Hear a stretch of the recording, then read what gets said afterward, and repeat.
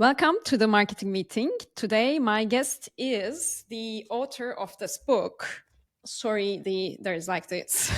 The author of this book, Louis Grenier. He wrote the book Stand the Fuck Out, and he also mentions himself as a recovering Frenchman who helps marketers to stand out. I recognize that your audience is the marketers. Is that correct, Louis? Bonjour, bonjour.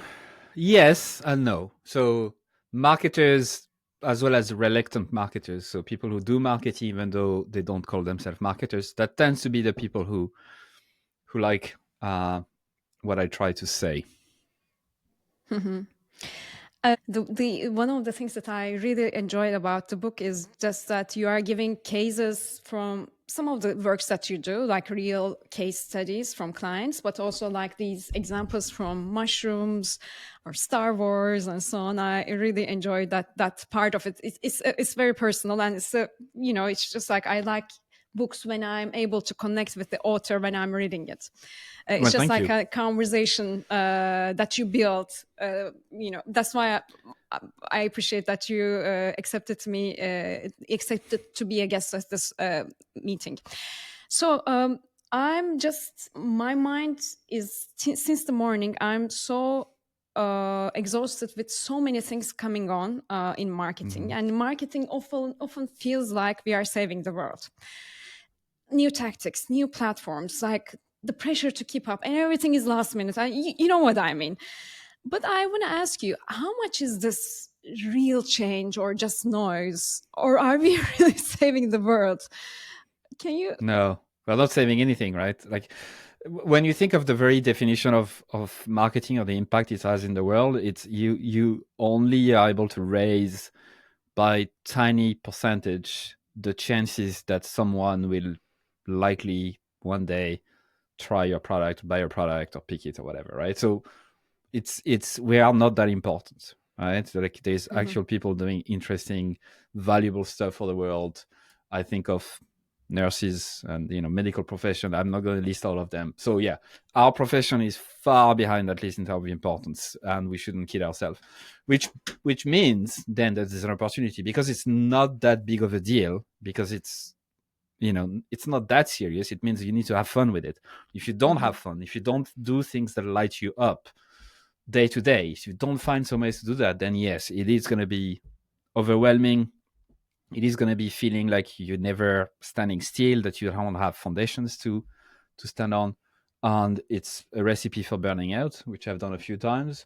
Looking at your experience as well, because I don't want to hint at the fact at your age or anything, but you have long experience in marketing, right? You probably have seen burnout a few times and stared it in the eyes. So to answer your question though, no, marketing isn't changing, and everyone who's trying to make you believe that is full of shit. They are trying to gaslight you into thinking that yes, it is changing, and that yes, you need to keep up. That raises your stress level, anxiety, and whatever, which is when they catch you and sell you the stuff you don't really need, but you're doing it because you are under pressure. You are in a position of weakness. So marketing doesn't change, tactics do, tools do, but if you have strong foundations at the base, you're fine. Quick example: when ChatGPT 3 appeared and when like the wave of AI started, it's not like I didn't feel overwhelmed, but I felt like I could figure it out. I could learn about it. That's fine. It's not changing anything for me because I have my foundations. I know what is true of the world. I have my first principles. I know, enough about psychology and the way people behave that I can use that to my advantage. And then within 2 weeks, I told myself I'm going to learn how to use AI to extract insight from voice of customer data in Excel so that it's faster and whatever. And I did, and it's part of my process now, but it hasn't changed fundamentally the way I see the world or whatever. So there is a big distinction to be made between new tactics and whatever and the true fundamental of the way people think, which is not going to change. I wanted to ask this question because in your book you are touch basing on some of the fundamental things. I mean, there's no, you don't share any tactics of okay, website traffic is the most important thing or whatever. It's Hmm. just based on some of the foundations that we should touch base. But you know, your ideas, knowing your audience, positioning differently, are exactly some of the things that people already share in their books and methods. What's Okay. different in your book compared to the others that you see? So the big difference, the question I wanted to answer that I couldn't find the answer to genuinely, even though I interviewed a lot of marketers, read so many books, was how do you actually make a company, a product or service stand out in a way that is repeatable, in a way that you can apply to any markets, any category, it doesn't matter, using first principles, right? And I just couldn't find the answer. There is a lot of people that I'm influenced by, like I'm standing on the shoulders of giants. It's not just me thinking about this, it's me just thinking through the ideas, digesting them, and applying them and learning from them and whatever. So credit to all of those people I'm going to mention. A classic example would be April Dunford, right? She's done an absolutely amazing job in the last 5 years to make positioning as a discipline more widely known, more accessible, especially in tech and B2B tech. Um, our framework is really cool when you have a product that is innovative, that is there is something different from it, and how to position it properly so people understand it, buy it, whatever. Mhm, The problem lies in when you go when you go outside of B2B tech, when you go outside of companies that have a genuine differentiation in their product, and try to do that with a marketing agency or your little freelancing business or a newsletter. You cannot do it. You cannot apply that framework, just to pick an example, because there's no inherent differentiation baked in. You're just going to arrive at the same place as others. Story Brand by Donald Miller, again, massive respect for what they've built. I love the company. I love the framework and how easy it is and how it's made copywriting, maybe your messaging more popular. But it's the same thing. It's like, yeah, okay, you've made your message clearer, but if other marketing agencies are having the same clear message, what the fuck do you do? So that genuinely came from that place of I genuinely wasn't satisfied with what I could find because it didn't answer my question. And so I set myself the goal of trying to answer that question as best as possible. And the summary answer is, how do you do all of this? You have to do it with a combination of insight foraging. So that means research of some sort to gather the right insight from the right people. We can talk about that. mhm, Unique positioning. How do you make sure that you position your product, service, or brand in a way that feels like you have a distinct advantage over alternatives that you are competing against? But sometimes that's not enough because you might have something that others have that you just can't uniquely position it if you're honest with yourself. So that means you move on to then the part three, which is distinctiveness, distinctive brand, which is more on the things that don't make a lot of sense, like a rooster on the page of a book or stuff like that, that creates memories in people's brains so that they think of you first. And then continuous reach is the last part, which is the acquisition and always being top of mind. So the answer is four parts. And that's why, to answer your question, that's how I feel what I've tried to create with this framework is different because it helps anyone that wants to differentiate to do it, not just B2B tech companies that have a lot of funding. mhm, mhm. Uh, the thing that I will share based on my experience, because I have more than 25 years of experience and most of it is marketing, and I Mm-hmm. read tons of books, and all the books that you mentioned I've probably read all of them. But the things that I do as a method are almost the things that you mentioned at the book, and not everyone has this much of expertise background in marketing, and anyone that is starting up even with 10 years, at my 10 years I would not come up with this methodology. So All it right. was really good to see that framework by someone else, but it's also, you know, made me question some of the for example, in insights foraging, I use it as an insights step, and there were things that you were sharing which hasn't before come up to my mind. So it's just like amplified the work. Like the process is almost the same that I follow with you, and I haven't found it at any other book as well. But also like the things that you share, like some of the methods that you share to create insights, Mm-hmm. is more than I could think of. So that's why I will ask some contrary questions and share my Go ahead. objections throughout the interview. But I mean, I really enjoyed reading your Well, book thank a you. lot. It means a lot. So And coming from you, just to pause here, it means a lot what you said. 25 years of experience, as you said. You read a lot of books, and I don't mean just briefly before you can roast me and ask contrarian questions. I don't mean to say this is a revolutionary new approach that no one has ever thought about. Again, as I said, I stand on the shoulders of giants. This is me curating the way I like to think into a framework coming from different sources, but like there is nothing crazy new here. There's no secrets anyway. So yeah, just wanted to make sure that people understand. I'm not trying to like make you believe that everything you've learned is false. It's just that this is my way of thinking.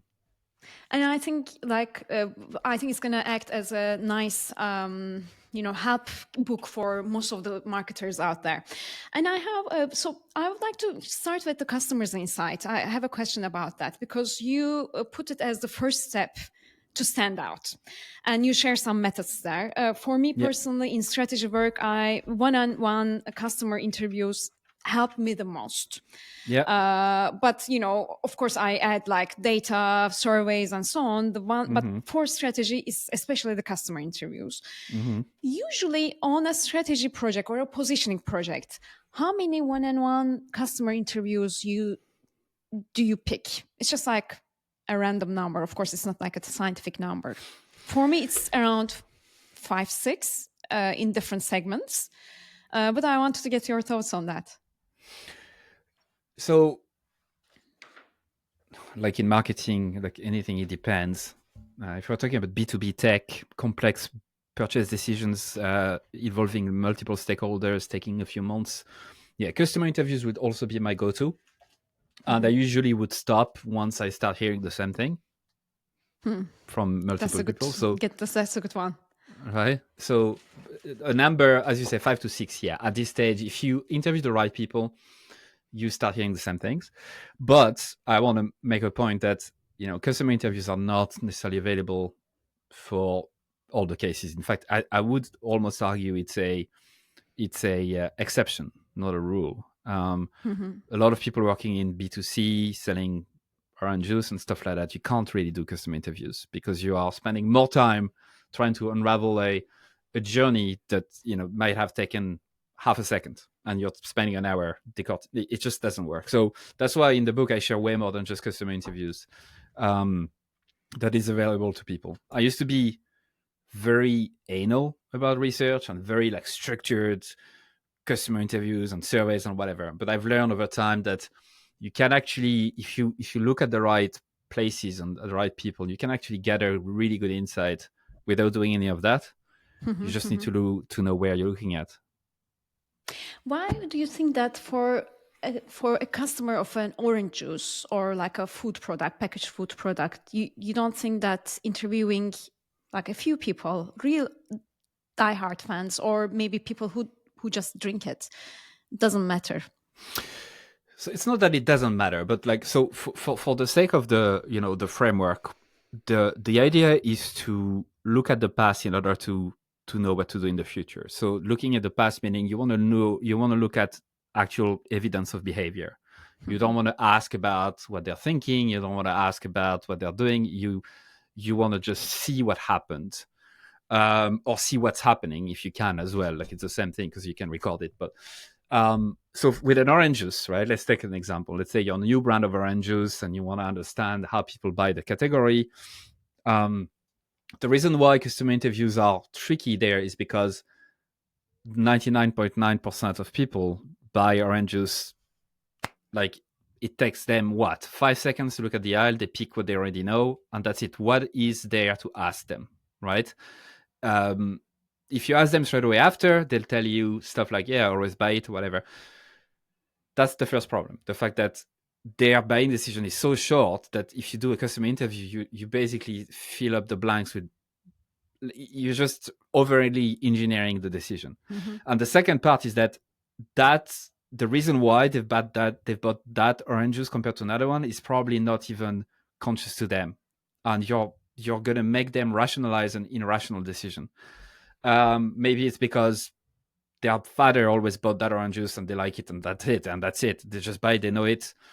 Mm-hmm. But yeah, it's that's why I mentioned customer interviews are very good for rational or seemingly rational complex decisions that have happened in the open with other people, because it's been rationalized, it's been out there. But for that type of stuff, I would much rather use my intuition, use the frameworks that I have, the first principles that we know about behavior, and observe maybe how they buy in the supermarket, how many seconds that it take them, observe where they look in the aisle, because that's where you're going to compete against. Look into the type of like the labels, the bottle shape, the design, whatever, instead of asking people directly, because I think you can really go really, really wrong by asking people the questions when it comes to stupid decisions, like silly little purchases, for example. But I mean, I get most of the best insights with those interviews, even for like a dried fruit small pack item, because it Right. might remind me. Because, for example, the picture that you put to the package is just sometimes the only trigger, or like zero sugar on top is sometimes the only trigger.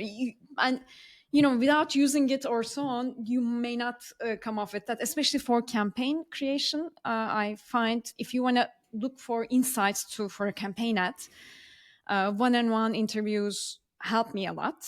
There's another thing that I'm gonna ask there, because in your book, when doing customer interviews, you specifically mentioned that there's no point speaking to people who haven't bought in 3 months, or who are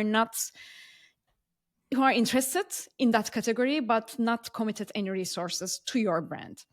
What would Or to the you category Yeah, or the industry. but for example, if someone hasn't bought in 3 months, because it was specifically mentioned as 3 months, Yeah. why would you not think about the drop-offs? Because it might give you some really important insights about what's not working. Yeah. So I'm not saying you can't do it. And as you said, you have 25 years experience. You know a lot of stuff that most people don't, and you will know what to listen to, what not to listen to. You know how to filter out the insights. What I've tried to give is a guideline that will always be relevant and always be okay to follow. And I didn't want to go into the gray areas, because then it's another book to just how to filter out the right insight. I get a lot of insight from people who don't buy from me, because I know what to ask, what not to ask. But my advice, like that works in any condition, any situation, is to solely rely on what you learn from folks who've recently invested resources, money, time, reputation into your category, your industry, your product, because that means you have evidence of past behavior. You have recent enough. 3 months is like, because memory decays like after a while. If it wasn't a huge complex decision, you can't even remember. I don't even remember what I had for breakfast, right? So it's like you're gonna make shit up. So it's just my guideline to try to have like almost every time good insight that you can actually leverage. I'm not saying you shouldn't do what you're doing, far from it, but it takes a special experience, I think, marketer, researcher, to actually make sense of things that are outside of that particular group. I would like to ask you a question about the title of the book, and also your company as well, Standing the Fuck Out. And is it the same as differentiation, being different and standing out? Are they the same things, or is there any differences? So if we go into the terms and to define what differentiation is, differentiation essentially means you're doing something that others, alternatives, are not doing, right?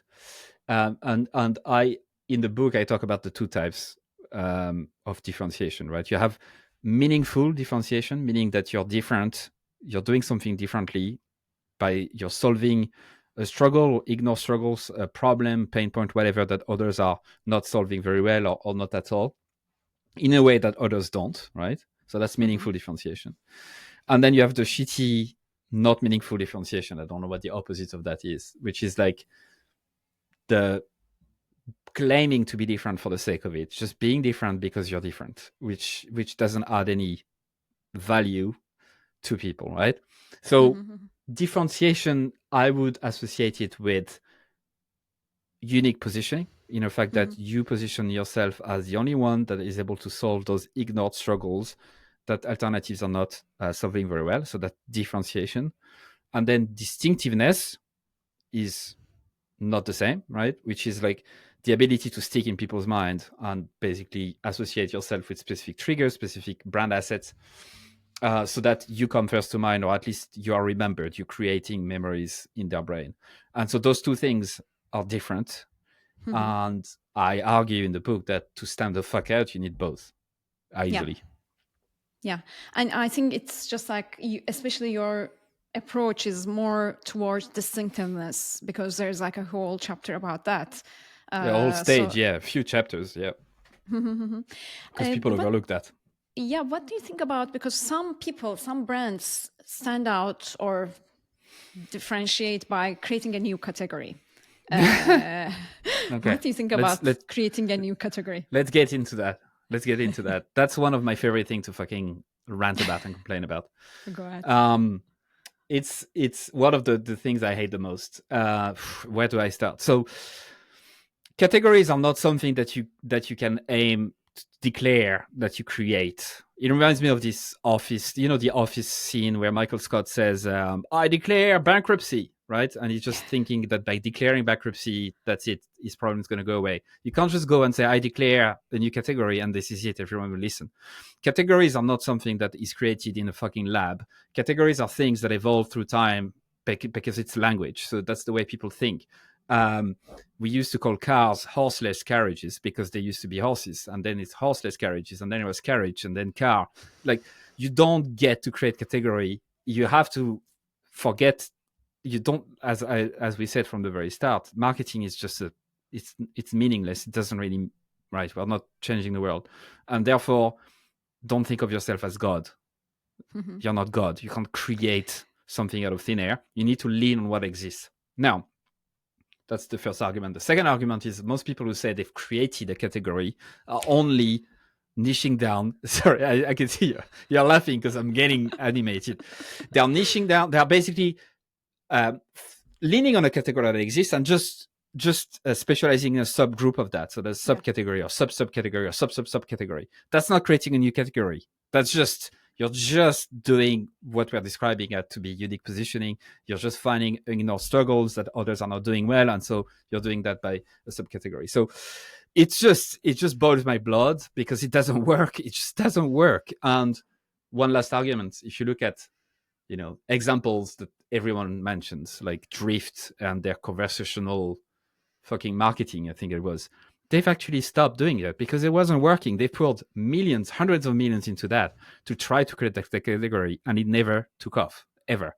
So it's much easier to just let go of that ego and think of yourself as someone who's channeling what is there and trying to sway people slightly into the other direction, leaning on what exists, and stop trying to be fucking God. How about companies that are declaring that they created a new category? Let's say they are not declaring, but others are declaring. It's just like Uber, Apple, Tesla, and so on. How about that? Or are they already under a certain category? They are. They always are. Like, you always have to lean on something that exists in order to be understood by people. So there's always, like, electric cars. Tesla, that's not a new category. They didn't invent it. You mentioned, what else did you mention? Uber, for example. Uber. I mean, Airbnb, something like that. Right. So sometimes it's a mixture of two categories that go together, like sitcom, like situational comedy, and you have a few like that. So in retrospect, it happens a lot. So you have a company that is solving a problem or doing something that others haven't done in a specific way. And after a while, it becomes something from the work they're doing to evangelize it, to let people know about it, but they don't declare it from the start. It's after the fact they're like, oh fuck, we've actually built something new here, and others are following us. They created a category.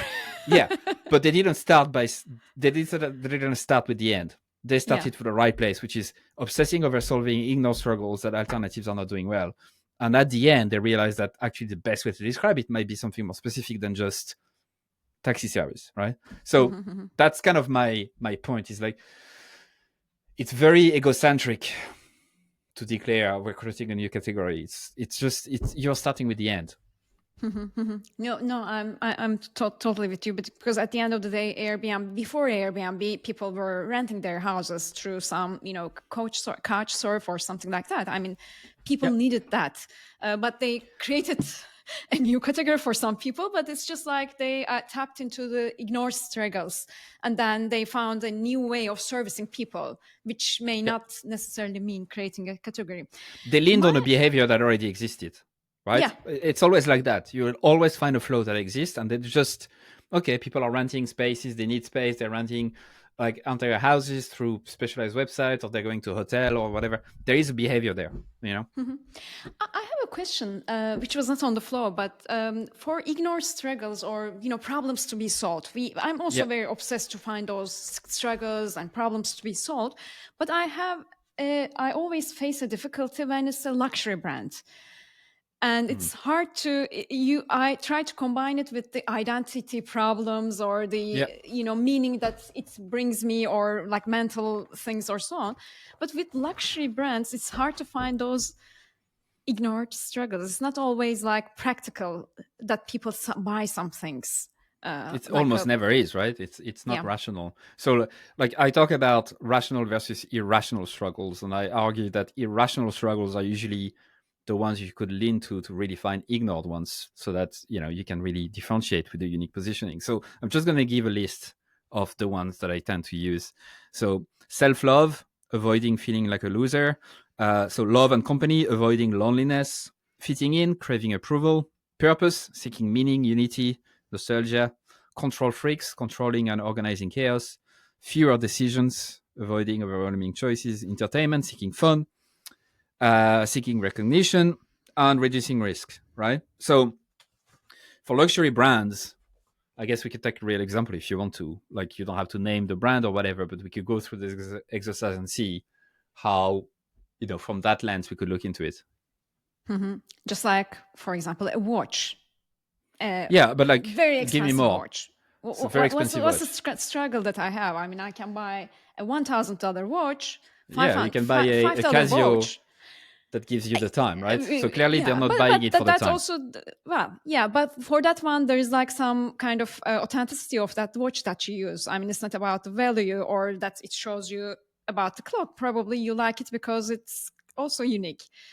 It gives So let's take that example. Why do people buy expensive watches? Why do, I think Mark Zuckerberg was seen with one of those designer watches that are worth multi-million.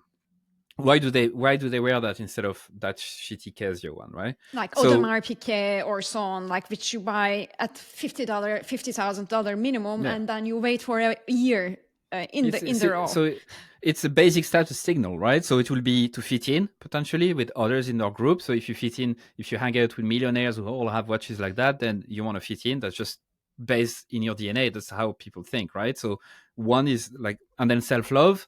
Avoiding feeling like a loser, like you give yourself this kind of stuff and it makes you feel better about yourself. That's just two. And the interesting thing here is to go deep into that's what I try to argue in the book, is to be specific. So if we think about it like in wider term like that, it's quite vague. It's difficult to go deep, and I like to always go like at least a level deeper or 2 level deeper. So one trick or one thing that I found super helpful is called a job map, which is based on like the job to be done methodology that argues that there's essentially 8 stages that people go through. From, it could be orange juice, could be an expensive watch. It's always the same. So it's like defining, locating, preparing, confirming, executing, monitoring, modifying, and concluding. So buying the watch is the thing. Then I would go one level deeper. Okay, so what is the job? Well, why are they buying the watch? Like, what is the core reason? It's not to tell the time. So it's probably to, let's say, I don't know, feel better about themselves or fitting or something like that. So then I would go deep. Okay, so defining, when do they set goals about it? When do they start figuring out how to feel better about themselves? When is that happening, right? Is that years before? Is that from a conversation they've had? Is it from Instagram? Is it from they just were in a meeting, they noticed the watch of someone else and they are like, aha, that's, that's cool, and then they forgot about it, and then a year after they think about it again, right? Locating, collect what's been needed. So in that sense, it would be like, is it a watch I'm gonna buy to make myself feel better? Is it whatever, right? So anyway, I'm not gonna do all the stage like that, but just to share the way I like to think about it, and maybe you have probably different ways, but I like to go really deeper into the full flow to Mm-hmm. find the needs, the struggles that are not met, Mm-hmm. and not just look into the self-esteem and purpose and stuff like that, because it's not really actionable. And also, like, it's just that when we say struggle or jobs to be done, it's sometimes, it feels sometimes irrational to us, and then don't think that it's irrational for them. I mean, because when we say it's an irrational need, then we are just lowering the customer, and we are just Oh yeah, yeah, lowering yeah. the. This is It's just between like us. it's rational for us. I mean, like, it's Yeah, just yeah. like that approach helps me. My question about is next question is about continuous reach, because it's one Mm-hmm. of the last things in the book. Mm-hmm. The more because you say that the more we see something and the more we like it is based on science and so on. But then when there's too much of exposure, seeing the same thing over and over again, doesn't people get annoyed about that? Some people annoyed about that, seeing it I too don't much and get don't bored. remember. I don't remember who said it, but it's like, don't stop showing your ads not until you're sick of it, not until your customers are sick of it, but until your accountant is sick of it, or something like that. So honestly, I think this is not a problem for most companies. If you're arriving at a point where people are sick of hearing about you, that means you've done a tremendous job. You've done an excellent job. You should be Mhm. happy and proud of yourself, because even the ones who are complaining, that means you have created memories in their brain. You're real. You exist, and Mhm. that's the best a marketer could ask for. So you just still, with the notion of getting them annoyed or bored, you would still continue pushing it. Honestly, this is just it. I mean, you might have a different experience on this, but from my experience, this never happens. I mean, unless you think about very tactical stuff like Facebook ads, where you have a limited pool of people you can show your ad to, and then the frequency, you reach 10, 15, 20 times, 50, 25, whatever. But like, that's not real life. I'm talking about in general, like to general public and whatnot. Like, I don't, again, I'm asking you, like, Beth, you have more experience than I do, probably in this. Like, have you ever encountered a brand, a product, a service that was just too much and people were sick of it to the point of having an impact on Two your two business? years ago, I was hoping to get a black boot. All right. Because in New York sometimes the winters get really bad, and I usually wear black and white and gray and so on. So after the mistake of doing a research and clicking one brand, which I will not give the name, the one brand's ad actually by mistake, that black boot followed me till the other winter. Wow. And I had to start using a pop-up blocker or something like that. I'm Okay. just like, I just don't want to see it. And then Right. sometimes I pass through their store now, and I'm like, I just change my path and so on. But yeah, it doesn't happen too much. They were like, it was not clever performance marketing, if you ask me. um, I will ask a few wrap-up questions, and it's not about the book or marketing, but as a company owner yourself, as a marketer also, you help brands other than you have your book is now your focus. I can totally get that on the podcast that you attend and so on. What's the best way that you get the new clients? Is it through referral, or is the book already providing that? So I've stopped actually working with clients 101. Um, I'm essentially rebuilding the business from scratch, with the book being the first layer. In fact, the first layer is the methodology shared in the book. So the standard workout methodology, those 4 stages we went through, that's kind of the IP, right? So that's the single IP of the business. And then the layer, like an onion, right? The layer after is the book. So that's the first package. And what I like to think about is, how do I slice and dice this IP in different ways so that I can reach different people at different stages in ways that we know will solve some of their problems right now. So the book is one way to do that, to reach new people as well. But then we are doing certification programs right now. We're just starting that. So um, training other professional marketers on the method so that they can use that with their clients, and also clarify their positioning. So that's another way to slice and dice the same methodology. So that's how I think about it. It's like slicing and dicing the same IP instead of trying to create different IPs, too many different things. I'm just like really keeping it super lean. But to answer your question, so how do I get clients in general? But because the clients would now come from, would come from like the book, or they could also go directly to certification, also go directly to other stuff. It's LinkedIn, people signing up to the newsletter, word of mouth, like people talking about it to each other. I'm lucky enough to have a few sources like that bring more people in. But yeah, I don't have this like referral, because I don't do one-to-one anymore. I don't really have that kind of referral for stuff. And then just to finish, another way we slice and dice that IP is through roasts. So we've started to do roasts, which is essentially me taking a brand or product or service and then passing it through the methodology and understanding how they do well, how well do they do for each stage. And it's a product because we actually charge for that, basically as a sponsorship thing. So I roast their stuff, but in exchange, we share their offer. We talk about them on LinkedIn, email, or whatever. So that's yet another way for us to slice the same IP. And we got our first sponsors through just reaching out one-on-one outreach to people I know. So it didn't come from inbound. It was just reaching out. So that's another way to get to people. So just to summarize, what I think is helpful, because I made that mistake before, to keep the business extremely simple, is to just find different ways to sell that IP in ways that brands would pay for, but also, I don't know, people who are unemployed would pay for, like the book, because it's cheap enough, all the way to bigger brands who might need a workshop, personalized workshop on the methodology. That's how I think about it nowadays. How about the podcast? Right. So let's talk about the podcast. So by the podcast, we mean Everyone Hates Marketers, right? Yeah. So I started that 8 years ago, at the time when there was very few marketing podcasts that were good and very few that were no bullshit. In fact, I was the first one to have this very kind of aggressive, even though it wasn't that aggressive, angle about like, let's get to the point, let's fucking get insight from the guests, let's challenge them or whatever.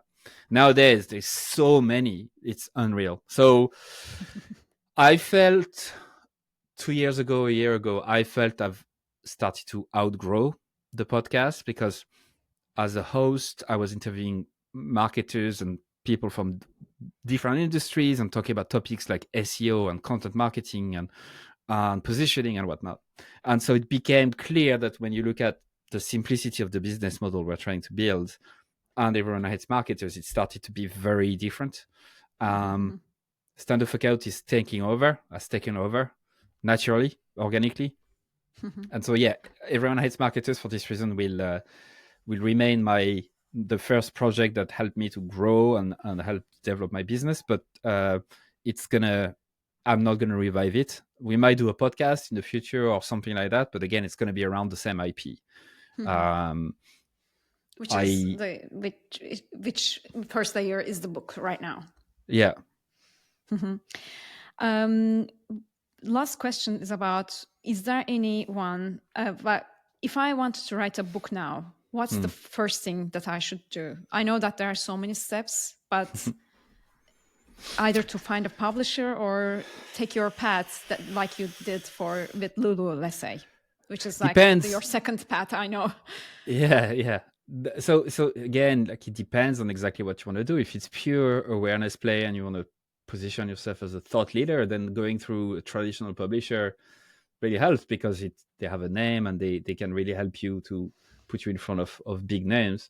If you want the creative freedom to take some risk and write a book that you really want to write for yourself first, then yeah, going through a hybrid publisher like I did, where they help you with everything from editing to the cover, but you keep the rights, is probably the what I would think about. So yeah, thinking about that is probably the first thing. But I will share with you the most valuable step that I took writing that book, and I'm so glad I did. Probably the best thing I've ever done in my business, to be honest, is to get beta readers to read through my manuscript. So I did three rounds where I selected folks who fit my ideal reader profile. I selected 20 volunteers in exchange for getting like updates about the book and signed copy of the book and other little goodies. So 20, 25 at each stage. So 70, 75 people total. And I used a software called helpthisbook.com. It's essentially Google Doc, but it's a bit more structured and you can ask specific feedback. And that was by far the best thing I've ever done. Yes, you need to know what to look for and what to avoid. Like you don't want to listen to every single one of the feedback, like to the point you were making at the start of this conversation, right? Where you need to know how to process the feedback. You can't just get everyone and change your vision based on a feedback. For example, you mentioned Star Wars, right? You know the quotation. Well, a couple of people said, actually, I didn't get this. You should remove it, right? Didn't get the quote. You should remove it. Of course not. I didn't remove it, right? Because that's the point. So yeah, beta readers were by far the most valuable thing. In total, I got more than 3,000 comments across the 3 versions of the manuscript. But I was so happy. You wouldn't believe the happiness I felt. Like I was like, what a gift this is, to be able to know before you even release the book that it's actually a good book, right? And that's why I feel so confident about it. Not because I'm egocentric and I think I'm God. No, not at all. It's because I have evidence that people actually played the game and said, like, I don't understand this. I like it. I don't like that. Whatever. That book is so different from the one I wrote last year, and I'm so proud of it for this reason, because it's not just my brain. Is there any one business book that you would suggest to the readers other than your book? Yeah, but thanks first of all for talking about it, for reading it, for roasting it. I appreciate it. I really do. How Brands Grow by the Herrenberg Bass Institute of Marketing Science, based in Australia. They are doing phenomenal job. How Brands Grow and How Brands Grow Part 2 are must read for any people doing marketing. Like, just must read from start to finish.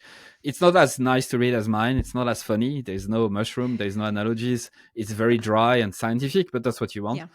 There's a few truths about marketing, first principles about marketing that you must know, and they are pretty much all in this book. I agree. And in where you live, I think you live in Dublin, right? Yes. What's your favorite coffee place? Because that's the last question that I ask to every guest. Okay, it's gonna be a stupid answer, or maybe not what you expect. My favorite coffee place is actually, I have a little garden office, right? That's why it looks like a shed. It's not that much. It's not a shed. It's insulated. It's actually a bit more comfortable than a garden shed, but it's not big. So if I cross my garden, which will take me 5 seconds, and go to my kitchen, there's a coffee machine there. And that's the best thing, the freedom to be able to work from here, to be next to my family. That's the best tasting coffee, And I'm sure your daughter, right, who is around 3 or 4 now, Yeah, probably. 3. Yeah. Yeah, I would be very happy about that. Thank you so Oh much, yeah. Luis. Well, thank you very much. Thank you for reading the book.